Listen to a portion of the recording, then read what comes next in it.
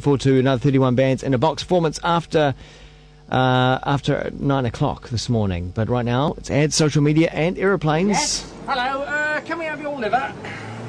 What? Your liver. It's a large glandular organ in your abdomen.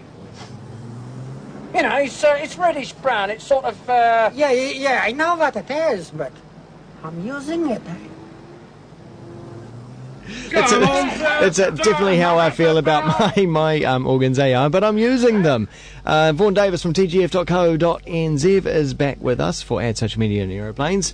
And today, starting off with social media and organ donations. Organ donation, yeah, I use most of my organs most weeks as well. Yeah. But the Zuck is on the case, and he announced on Tuesday US time that Facebook is getting in the business of organ donation, not live organ donation, but trying to encourage people to sign up to become organ donors. And the way they're doing this is really simple, and it's pretty cute. It's really just by making it more obvious when you are an organ donor. So they've tweaked the life events menu in your Facebook timeline, and you can now go in there and say, yes, I am an organ donor, this is when and where I did it, and it becomes visible on your profile if you wish, right. And that event becomes visible on your public timeline. So the idea is it normalises the idea of becoming an organ donor, and more people hear about it, more and more people do it. And it's pretty cute in the way that it prompts you, if you are not actually an organ donor and you're just changing your status,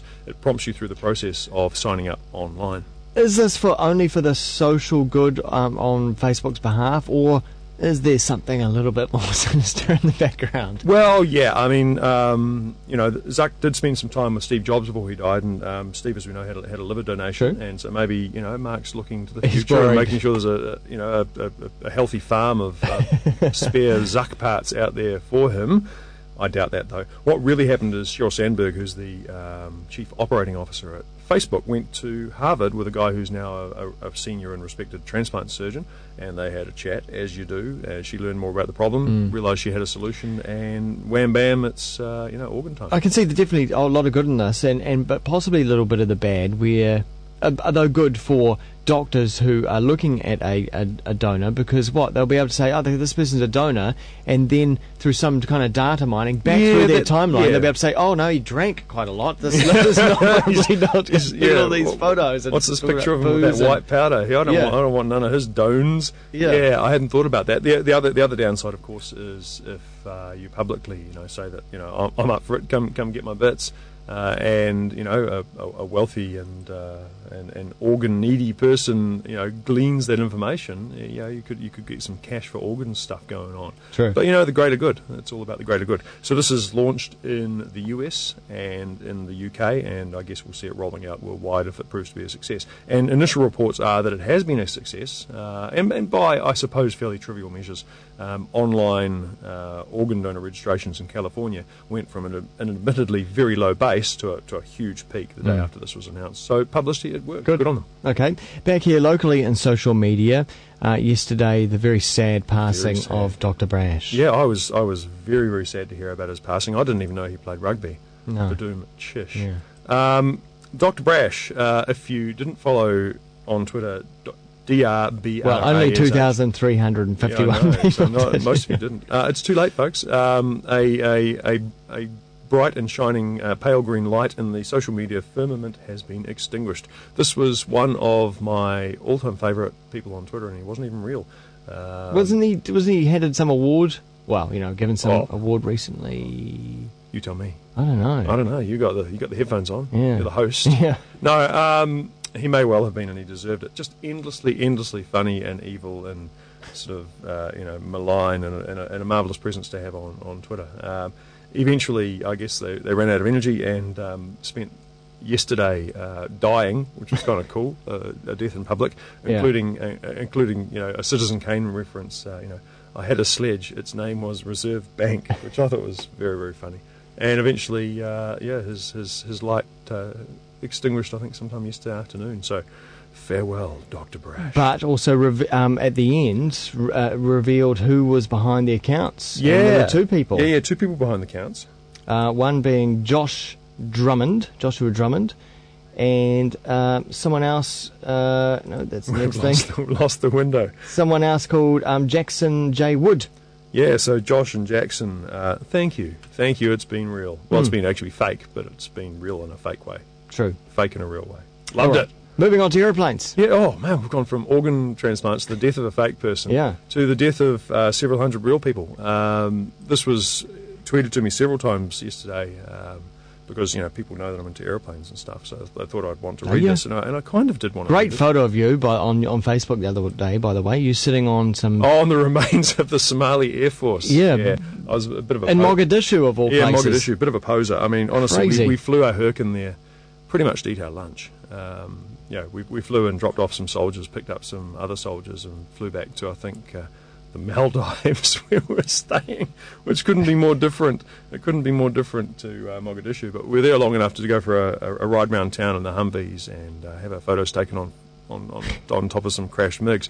And we thought it was just an interesting place. But then 6 weeks later, 6 weeks after that, I checked my logbook. I was, scary. Black Hawk Down happened. That's right. We thought it was just a vaguely interesting place to take some soldiers. Vaguely interesting, yeah, right. It was actually fucking scary. Really scary. Had we known. Yeah. Had we known. But talking about being scary flying from Brazil to Paris. Yeah, well, from Brazil to halfway to Paris. You remember 2009, and this has only just been released, an Airbus 330, which is like a Boeing 767, right? 300 and something seater.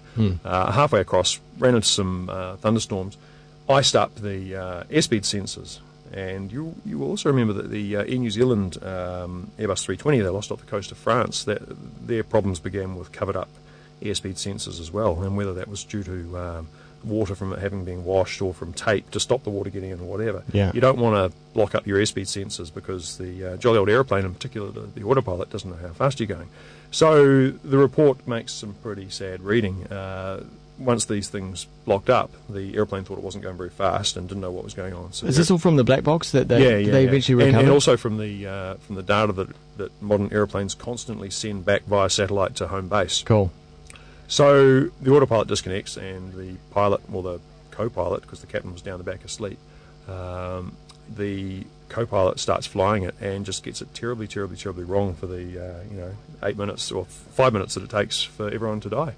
And he's using his little side stick. So the Airbus series has a thing called a side stick rather than a big control column like a steering wheel. Little side stick, and he's pulling this damn thing back the whole way to the ground, and the thing's flying slower and slower and slower, and just mushing out of the sky. And some of you will know. So it's pointing upwards. Yeah, it's got its nose up and going down. Even because you can only fly so slow. And they just had they had for many, many reasons. Did he think he was going too fast? Well, he must have to be pointing the nose up. He was trying to correct the descent. He knew he was going down for sure, and he had power on and nose up, and he thought that would make him go up. But if you're going too slow, the only thing you can do is put the nose down. Yeah. It's just the only way out of it. And they had 5 minutes to solve it. The captain arrived. 5 minutes. Yeah, the captain arrived on the flight deck. He was asleep down the back, and he sort of turned up. And between the three of them, three pilots, they realised at the last minute that they knew for a long way and they were going to crash.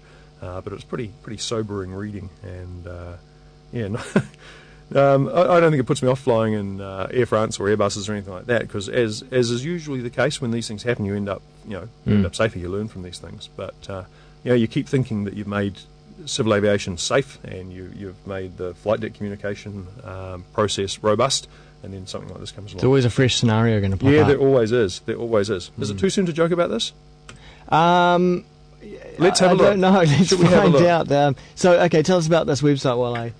What's the name of the let's crash? just say Air France crash. Air France. So, toosoon.co.nz is a website made by, I think, Colenso, close to this radio station, to promote the comedy festival, which is on at the moment. And if you haven't been, I wholeheartedly recommend it. My pro pick is a woman called Ursula Carlson. So if you can track down tickets to one of her shows, it'll be worthwhile. But they've made a site called toosoon.co.nz, and it taps into that endless conversation. Is it too soon to joke about this? And you simply type in the topic, and it tells you, is it too soon? So, Air France crash, is it too soon? Air France crash, all clear. Too soon's 9.5 million, all clears 475,000. Likelihood to offend 5%. It's only a 5% likelihood to offend if we talk about Air France But there's crash. more Too soons, then all clears. Oh, I don't know. They claim to have developed a complicated algorithm to tell you whether it's okay to joke about it, and if not, when it will be okay to joke about it. As I do, 9 times a day in Google, I enter my own name.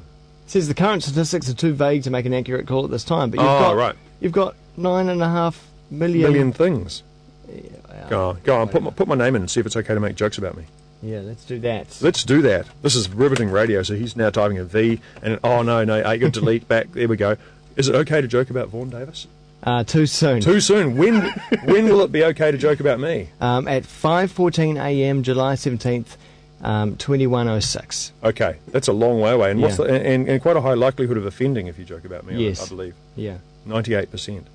This is pretty cool, and it does come back to the comedy festival, because once you've entered 3 or 4 search terms by yet another complicated algorithm, it recommends a bunch of shows that you might want Various to go comedians and see. to go And and believe see. me, you do want to go and see some shows. Okay, so that's very cool.